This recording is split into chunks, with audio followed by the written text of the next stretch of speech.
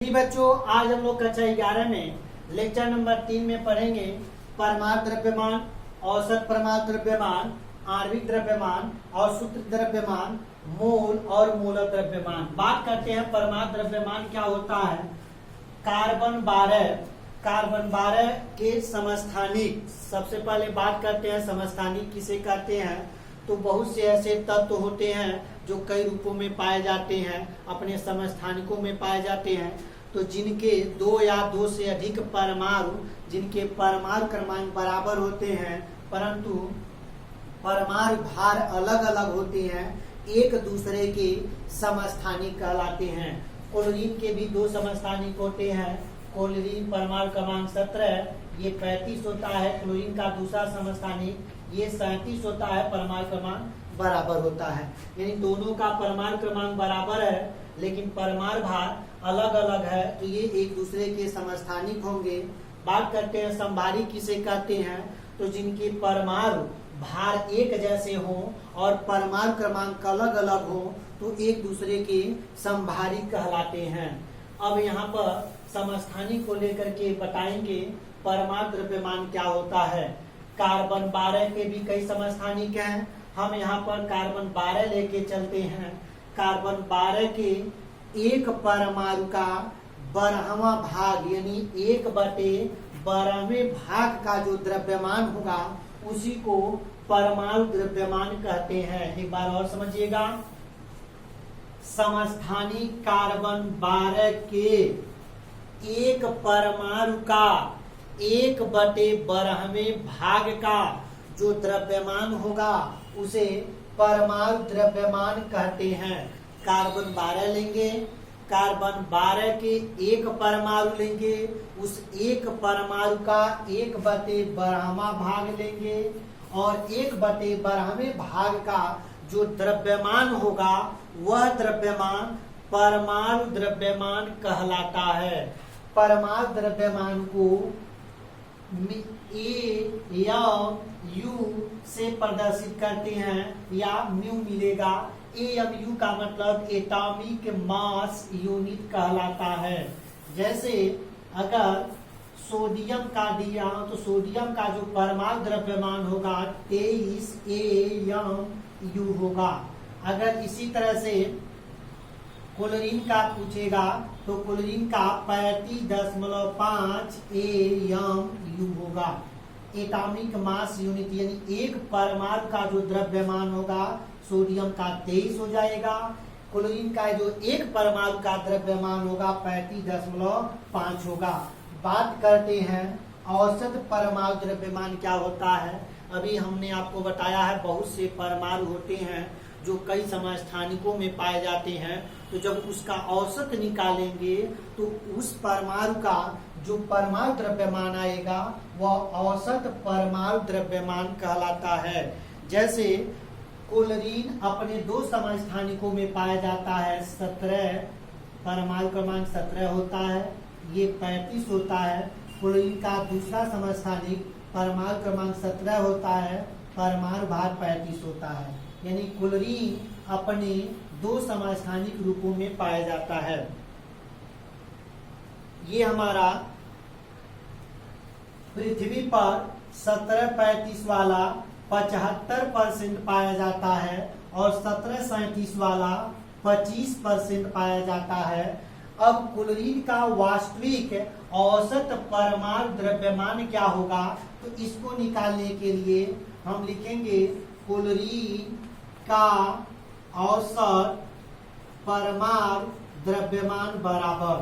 देखते हैं आगे, इसका जो परमाणु भार है परमाणु क्रमांक 17 का जो 35 वाला है 35 गुणे पृथ्वी पर 75% पाया जाता है, 75 कर देंगे प्लस दूसरा जो क्लोरीन है जिसका परमाणु भार 37 है हम 37 लिखेंगे गुणे पृथ्वी पर 25% पाया जाता है 25 लिखेंगे।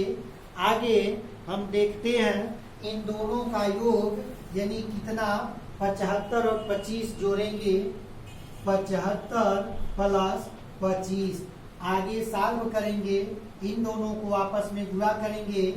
तो गुणा करने के बाद से सॉल्व करने के बाद से देखेंगे 35.5 AMU आएगा, अर्थात क्लोरीन का जो औसत परमाणु द्रव्यमान होगा वह 35.5 होगा। इस 35.5 में क्लोरीन के जो 35 द्रव्यमान वाले हैं वह और क्लोरीन के जो 37 द्रव्यमान वाले हैं दोनों का औसत परमाणु द्रव्यमान 35.5 है। इसीलिए क्लोरीन का जो परमाणु द्रव्यमान लिखा जाता है 35.5 लिखा जाता है, क्योंकि क्लोरीन दोनों समस्थानिक इसमें मौजूद हैं।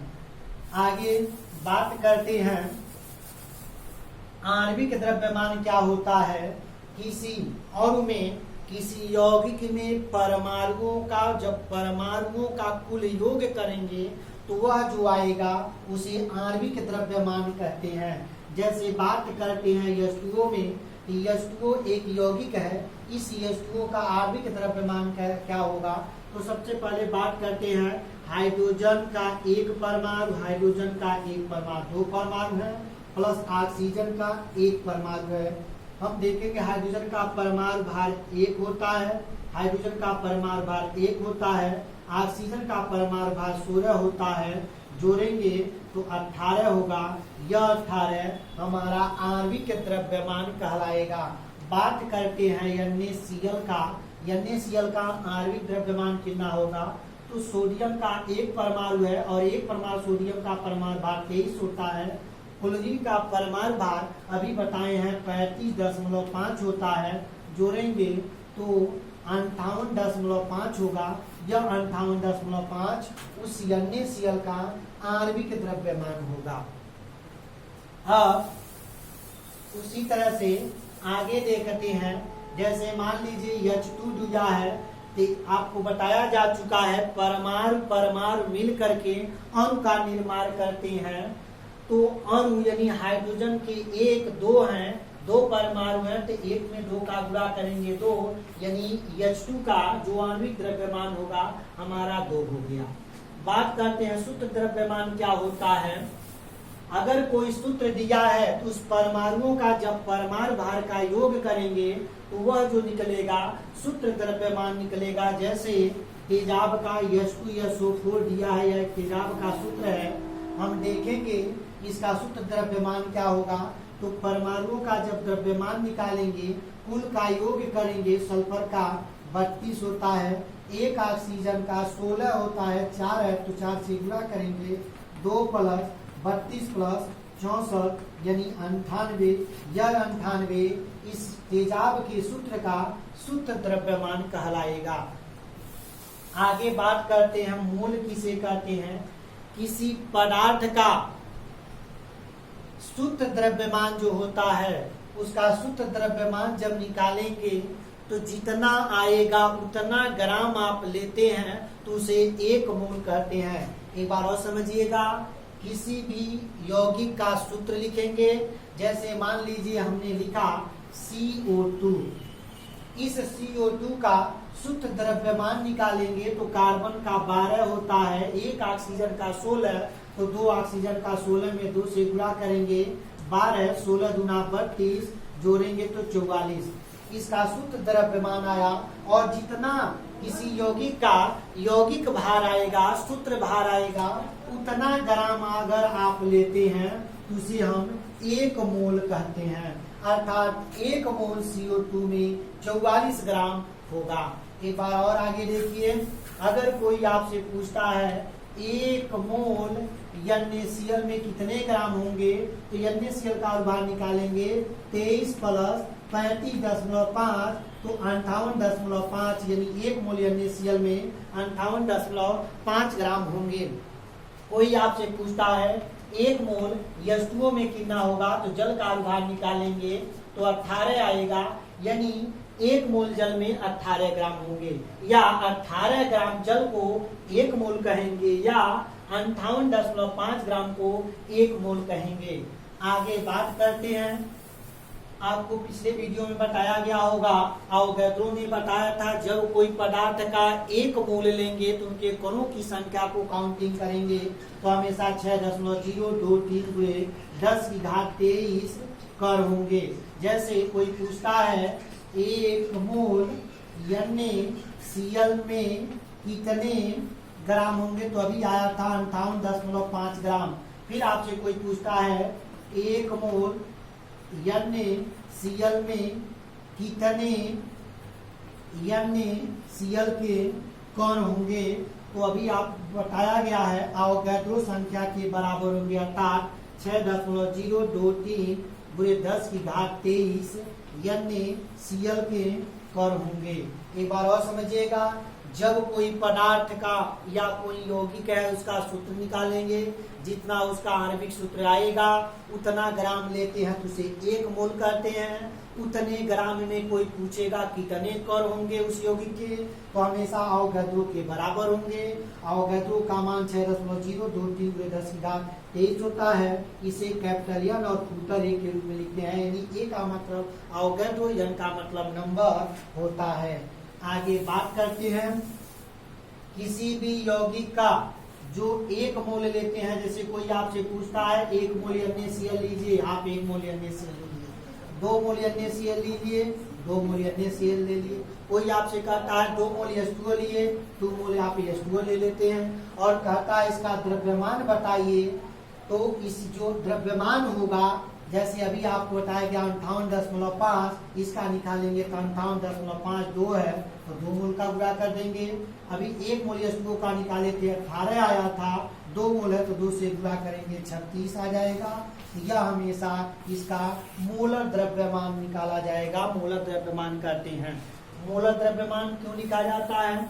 अगर किसी आयन का दिया हो इसका आयन भार निकाला जाता है, किसी अणु का दिया है तो अणु भार निकाला जाता है, किसी यौगिक का दिया है तो उसे अणु भार निकालते हैं, किसी परमाणु का दिया है तो परमाणु भार निकालते हैं। एक बार और समझिएगा, आयन का आयन भार निकलेगा, अणु का अणु भार निकलेगा, यौगिक का अणु भार निकलेगा और कोई परमाणु होगा तो परमाणु भार निकलेगा। और अगर इन सभी के नाम को हटा करके केवल मोलर द्रव्यमान निकाला जाएगा तो इसे मोलर द्रव्यमान कहेंगे। यानी मोलर द्रव्यमान इन सब का सम्मिलित नाम होता है। न आपको आयन भार निकालना होगा, न अणु भार निकालना होगा, न परमाणु भार निकालना होगा, सीधे सब हटा करके सीधे आप मोलर द्रव्यमान निकालते हैं। जैसे कोई मोलर द्रव्यमान को कैपिटल M से प्रदर्शित करते हैं। आज के लिए बस इतना ही, से हम नेक्स्ट वीडियो में बात करेंगे। धन्यवाद।